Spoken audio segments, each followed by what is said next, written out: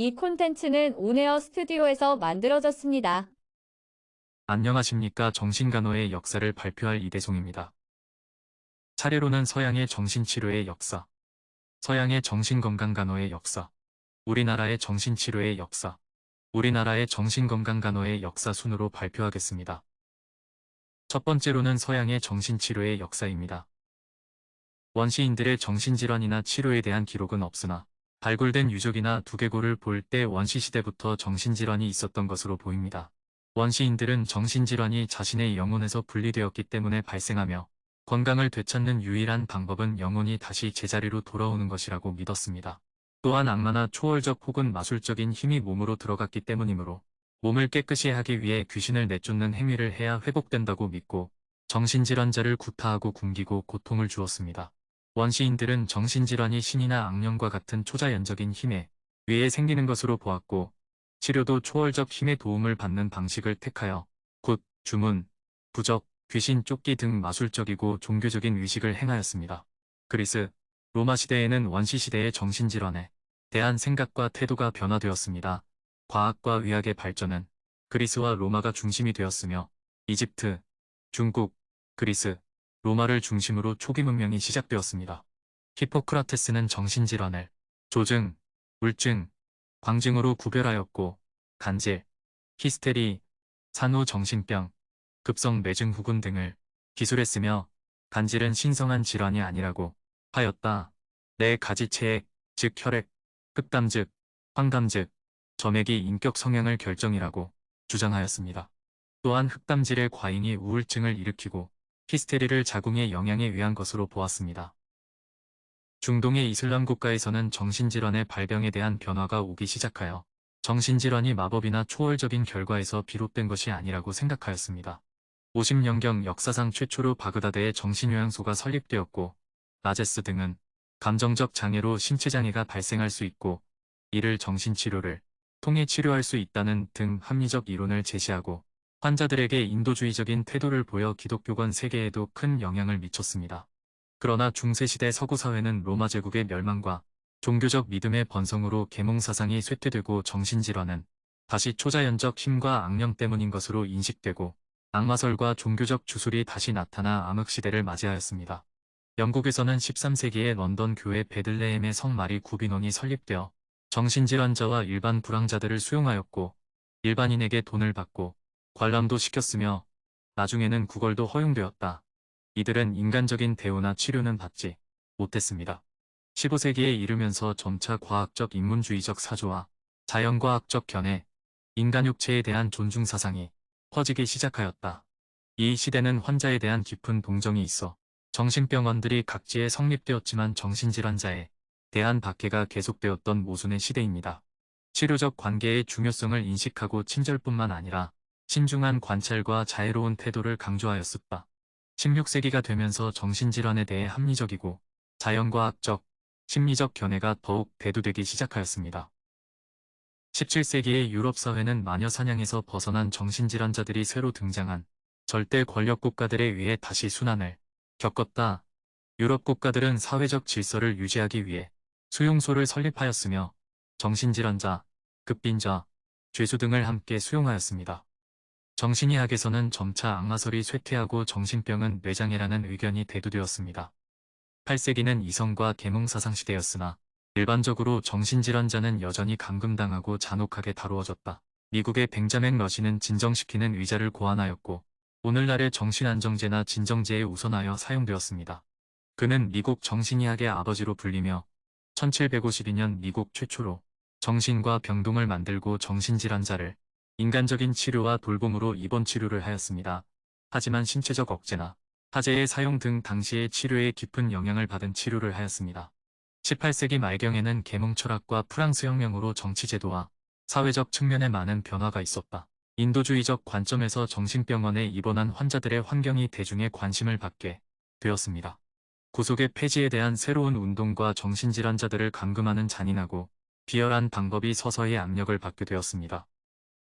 19세기에는 과학의 발달과 함께 질병 연구에 있어 임상적 및 병리적 방법이 대부분을 이루었고 정신의학이 신경과에서 분리되면서 현대의학의 한 전문 분야로서 역사가 시작되었습니다. 19세기 중반부터 뇌는 마음의 기관으로 인간 행동은 철학이나 종교에 의해서가 아니라 신경학적으로 정신장애가 생물학적 원인에 의해 생긴다는 견해가 강해졌습니다. 생물적 심리학은 20세기 말 생물적 심리학의 발달로 정신의학은 과학으로서 조건을 갖추게 되었고 정신질환에 대한 새로운 치료가 개발되었습니다. 1933년에 MANFRED-SAKEL은 인슐린 충격요법을 개발하였다. 1945년에 VIN, MEDU-NA는 METRAGOL을 주입하여 인위적으로 간질 발작을 유도함으로써 조현병 환자의 치료에 성공했습니다. 1938년 정신질환자들을 위한 전기경련 치료를 개발하였으며 이것은 오늘날까지도 여전히 사용되고 있는 치료법 중의 하나입니다. 1950년대 정신약물학의 획기적인 발전은 정신질환을 다시 생물학적 내지 의학적 질병으로 보게 하였으며 정신현상도 뇌 기능으로 이해하는 데 크게 기여하였다. 항정신성약물의 개발은 치료 방법을 혁명적으로 개선했을 뿐만 아니라 정신질환의 생화학적 원인 규명에도 크게 공헌하였습니다. 두 번째로 서양의 정신건강간호의 역사입니다. 린다 니초즈는 1873년에 보스톤의 NEWENGLAND 병원의 간호사 훈련 과정을 졸업한 미국 최초의 정신간호사입니다. 그녀는 1882년 매사추세츠 주의 맥클레인 병원에 정신간호사 훈련을 위한 학교를 처음으로 개설하였습니다. 19세기 말까지 정신간호사의 역할은 신체적 요구, 즉 약물, 영양, 위생, 병동활동 등 주로 내외과적인 간호를 적용하는 것이었습니다. 1930년대 말에 이르러서 모든 질병에 대한 일반 간호에서도 정신간호가 중요함을 인식하게 되었습니다. 1930년대에 인슐린 혼수요법을 비롯한 다양한 신체적 치료의 출현으로 간호사들은 신체적 치료에 관여하면서 정신간호사의 역할을 정의하고자 하였습니다. 또한 제2차 세계대전 이후의 기간은 전쟁으로 인해 정신질환자가 급증하며 정신간호의 주요 변화와 성장기였습니다. 1950년대 정신간호사들이 역할에 영향을 미친 두 가지 동향이 있습니다. 첫 번째는 1953년 치료적 공동체 정신과의 새로운 치료 방법을 발간한 이후 치료적 경험을 제공하기 위해서 환자가 사회적 환경을 이용하도록 하고 있었습니다.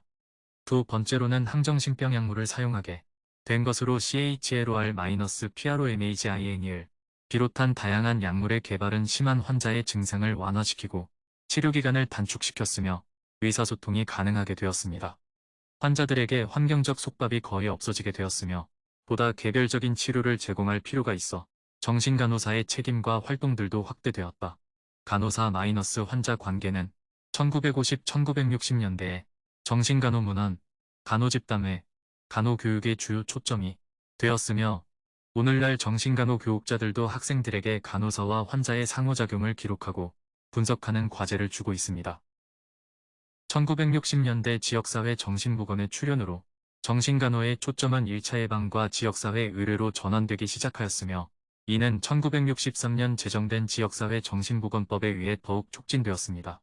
1980년대 뇌영상 기술이 발달하고 1990년대 인간행동의 생물학적 근거에 대한 연구가 활발하게 이루어졌다. 뇌의 관계에 대한 이해가 발전하였으며 뇌의 이상이 정신질환과 관계가 있음을 확인하였습니다. 오늘날 정신건강간호는 대상자와의 치료적 관계를 수립하고 대상자의 정신사회적 요구에 적절한 관심을 갖는 한편 정신질환을 이해함으로써 생화학적인 요소에도 많은 관심이 요구되고 있습니다. 세 번째로 우리나라의 정신치료의 역사입니다. 우리나라는 일찍이 고대 중국의학을 도입했으며 19세기 말 서양의학이 들어오기 전까지 한의학과 민가요법으로 환자를 치료하였습니다. 삼국시대에는 정신병에 대한 약물치료와 침구치료가 실시되었고 삼국유사에는 의사가 아닌 승려의 연극요법도 소개되어 있다. 가장 오래된 정신건강 관한 기록은 삼국사기에 기록된 것이라고 볼 수 있습니다. 고려시대 중엽의 향약구급방이라는 의서에는 간질과 관계에 대해 기록되어 있다. 동의보감에는 오늘날 조현병과 유사한 사숭이라는 병이 상세하게 기록되어 있다. 이 책은 태극에 바탕을 둔 건강개념과 원시적인 생명관, 불교철학, 도교철학 이념이 포함되어 있습니다. 오늘날 우리가 현대의학이라고 말하는 서양식의 건강관이 우리에게 전달된 것은 서양 선교사를 통해 들어왔으며 1885년 우리나라 최초의 서양식 병원인 왕립광해원이 설립되었다. 정신장애에 대한 교육은 1910년경부터 이루어졌으며 일제강점기의 정신의학은 주로 일본의 동맹국이었던 독일의 기술정신의학이 주류를 이루었습니다. 1913년 조선총독부 의원의 정신질환자를 진료함으로써 처음으로 병동 내에서 정신과 환자를 치료하였습니다. 정신질환자는 폐쇄병동에서 치료받았고 억제제 등 다소 억압하는 경향이었습니다. 해방 후 여러 의과대학의 신경정신과가 개설되었고 정신과 병동이 생기기 시작하였습니다. 1945년에 대한정신의학회가 창립되었고 최근에는 산하의 많은 분과학회가 활동하고 있습니다. 1962년 보건복지부 산하에 국립서울정신병원이 설립되었고 2017년 현재 전국에 5개의 국립정신병원이 있습니다. 네 번째로 우리나라의 정신건강간호의 역사입니다. 우리나라에서는 일제하에 조선총독부 의원이 정신과 병동을 신설하면서 처음으로 병동에서 정신질환자를 간호하였으며 당시에는 환자의 안전관리와 보호 위주의 간호가 주로 시행되었습니다. 정신질환자를 주로 폐쇄병동에서 치료했고 병원 규율을 어겼을 때는 격리시켰으며 흥분과 공격행위가 있으면 억제대를 사용하였습니다.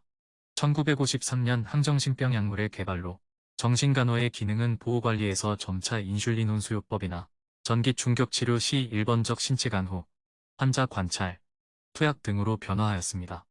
1960년대 중반에 이르러 미국 정신의학의 영향을 받아 환경치료와 활동치료가 실시되었으며 간호사가 치료자 역할을 담당하였습니다. 정신간호사의 수련은 1991년 용인정신병원을 처음으로 시작하였으며 그 이듬해에 이화여자대학교에서 이론 200시간, 임상실습 1000시간의 1년 과정의 정신간호사 훈련과정을 개설하여 지역사회에서 환자를 관리할 수 있는 인력을 배출하기 시작했습니다. 1996년 이후에는 이론 150시간, 임상실습 850시간의 정신보건간호사 수련과정이 새로 신설되어 정신보건간호사 자격증을 취득할 수 있게 되었습니다. 이상으로 정신간호 역사를 마치겠습니다. 감사합니다.